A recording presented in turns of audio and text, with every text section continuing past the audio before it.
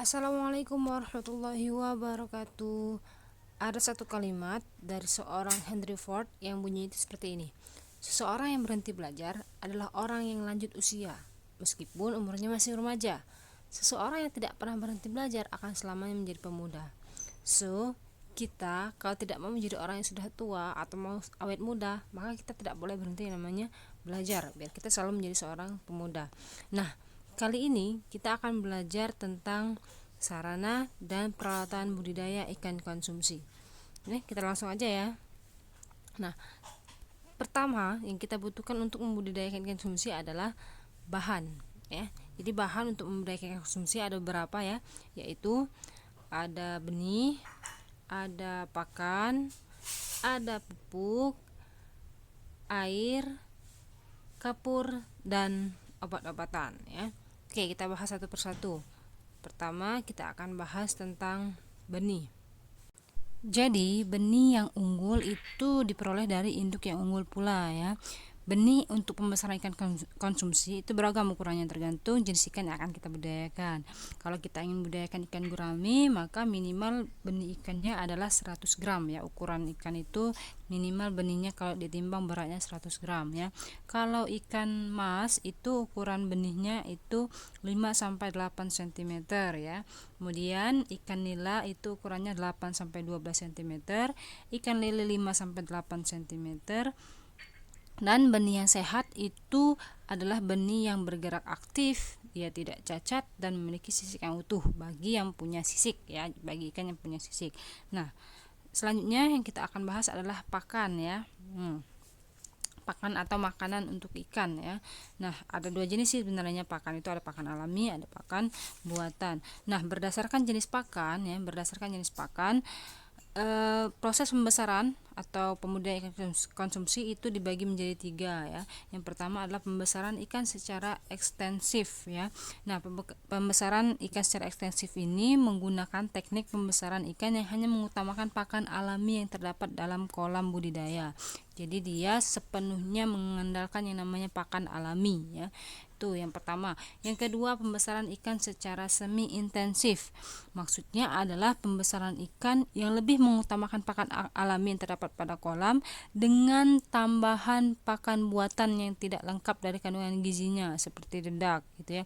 Jadi dia utamanya adalah pakan alami, tapi dia ada tambahan menggunakan pakan buatan juga, yaitu pembesaran ikan secara semi intensif. Dan yang ketiga adalah pembesaran ikan secara intensif ya.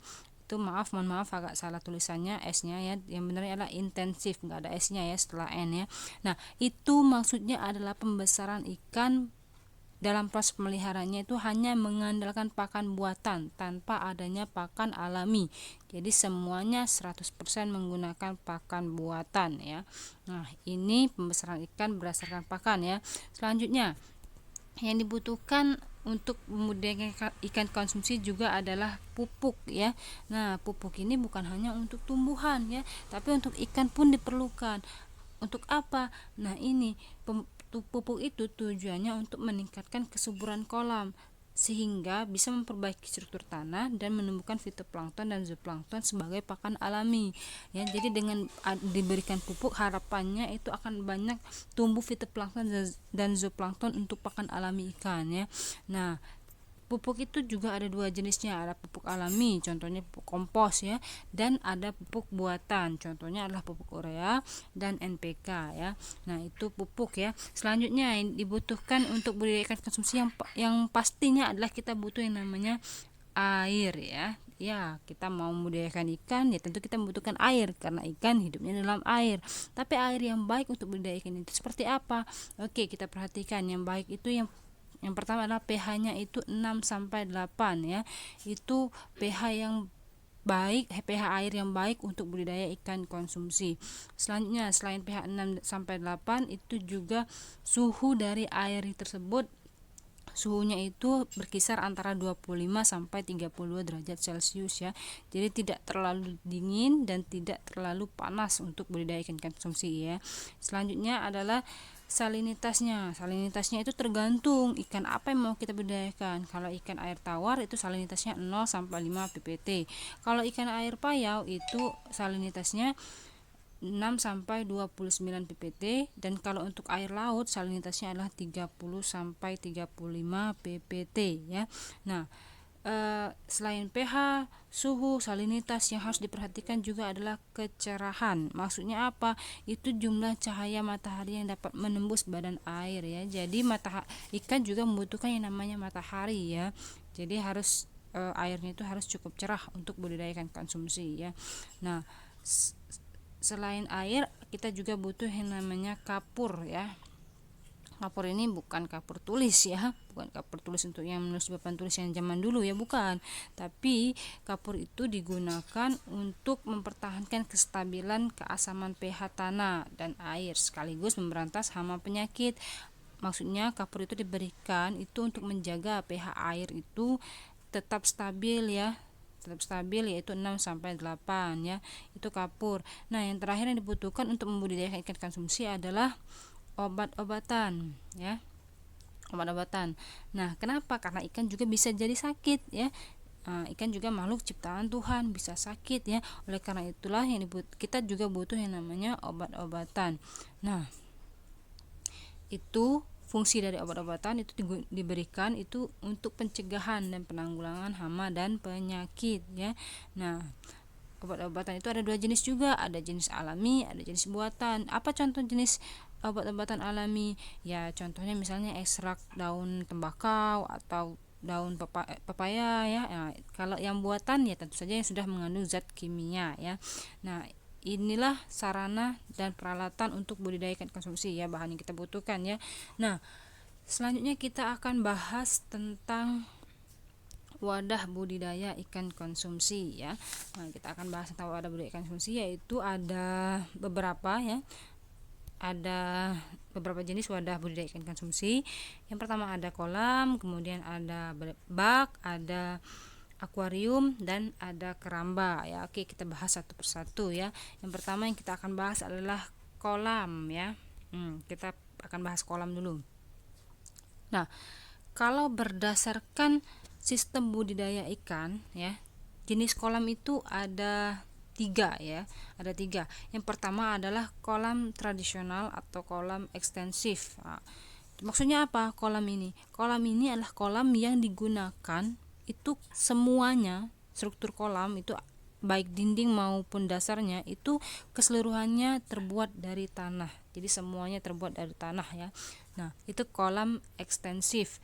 Yang kedua, kolam semi intensif. Nah, bagaimana lagi yang ini? Yang ini adalah kolam dengan dinding-dindingnya itu terbuat dari tembok ya, dinding dan pematanya terbuat dari tembok, sedangkan dasar dari kolam tersebut itu terbuat dari tanah ya. Nah, itu kolam semi intensif. Yang ketiga itu adalah kolam intensif.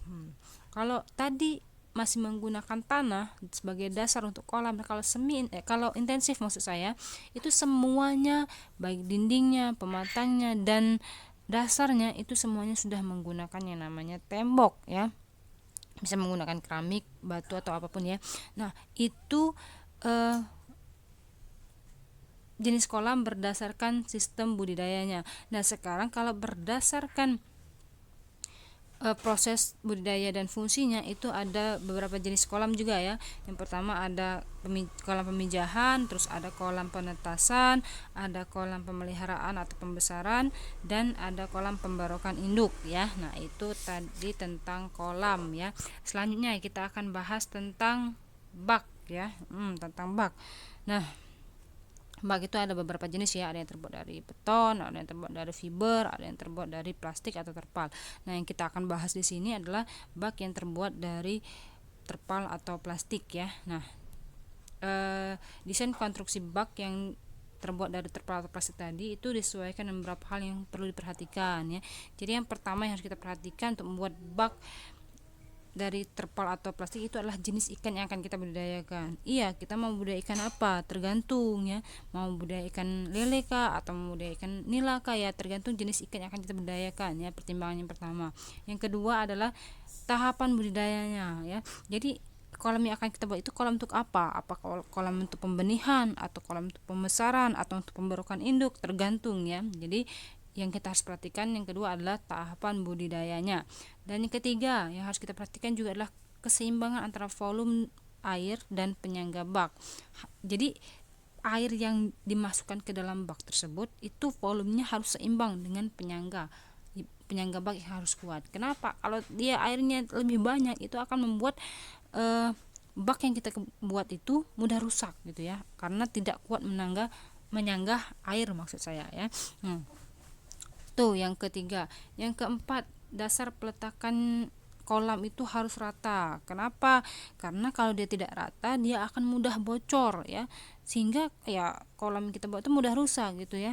Nah, cara untuk meratakan dasarnya itu bisa kita ratakan dengan menggunakan cangkul ya, kita mencangkul tanah untuk meratakan, atau kita juga berikan sekam ya, berikan sekam untuk meratakan tanah pada dasar kolam, maksud saya pada dasar bak gitu ya.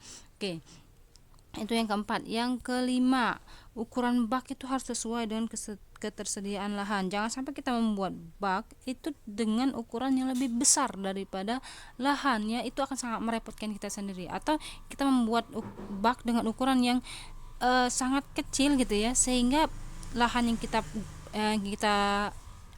kita maksud saya lahan yang tersedia itu tidak termanfaatkan dengan baik gitu ya. Nah, itu jadi harus ukuran bak itu harus disesuaikan dengan ketersediaan lahan. Kemudian yang selanjutnya yang harus kita perhatikan adalah distribusi air dan pengeluaran limbah ya.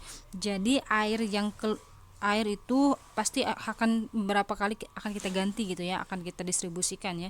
Nah, harus ada yang namanya tempat distribusi air dan pengeluaran limbah ya, sehingga kualitas air tetap terjaga dengan baik gitu ya. Kemudian selanjutnya harus diperhatikan adalah harus adanya jalur panen dan akses pengelolaan ikan ya. Jadi harus ada jalurnya itu, biar ikan-ikan itu mana yang bisa kita panen, mana yang belum bisa kita panen, kita bisa membedakan ya. Itu tentang bak ya. Selanjutnya kita akan bahas tentang akuarium. Saya yakin akuarium itu semuanya pasti sudah tahu ya, akuarium itu biasanya terbuat dari kaca ya. Nah, kaca yang bagus untuk membuat akuarium itu ketebalannya antara 3 sampai 16 mm ya. Tapi untuk bagian dasarnya itu perlu kita tambahkan sekitar 1 sampai 2 mm ya. Nah, selanjutnya kita akan bahas tentang keramba. Apa itu keramba? Keramba itu maksudnya adalah kita membuat wadah budidaya ikan konsumsi langsung di perairan ya, bisa langsung di sungai atau di waduk gitu ya. Atau mungkin bisa juga yang tinggal dekat laut itu langsung di laut ya. Nah, ada persyaratan teknis yang harus kita perhatikan ketika kita ingin membuat keramba ya. Itu yang pertama adalah kita harus perhatikan arus air ya. Nah, arus air ini diusahakan ya, itu jangan terlalu kuat ya, tapi tetap ada ya, jangan terlalu kuat tapi tetap ada. Kenapa? Itu kita lakukan agar pergantian air dan oksigen itu terjaga dengan baik ya, dan bisa juga menghanyutkan sisa makanan dan kotoran ya. Jadi arus airnya jangan terlalu kuat tapi harus ada ya.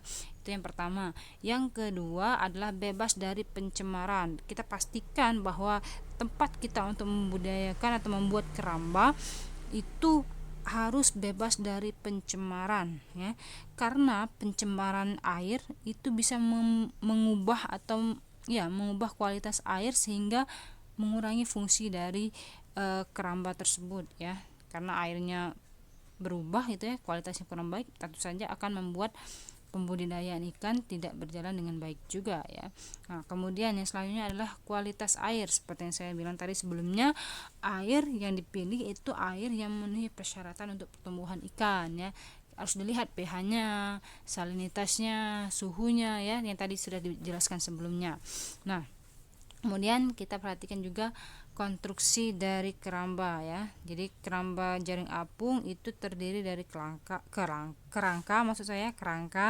pelampung, pengikat, jangkar, kantong jaring, pemberat, tali nilon, dan tambang ya. Nah, itulah pembahasan kita pada kali ini. Selanjutnya kita coba kerjakan beberapa tugas ini ya. Silahkan dikerjakan tugas ini ya, dikerjakan dengan baik, kemudian dikumpulkan ke guru prakarya. Terima kasih atas waktu kita pada hari ini. Terima kasih atas waktunya. Semoga ilmu yang kita berikan pada hari ini, ilmu yang kita bahas bareng-bareng pada hari ini itu bermanfaat untuk kehidupan kita sehari-hari. Karena siapa tahu nanti kita menjadi seorang pengusaha ikan ya. Amin gitu ya. Oke, terima kasih. Saya akhiri. Assalamualaikum warahmatullahi wabarakatuh.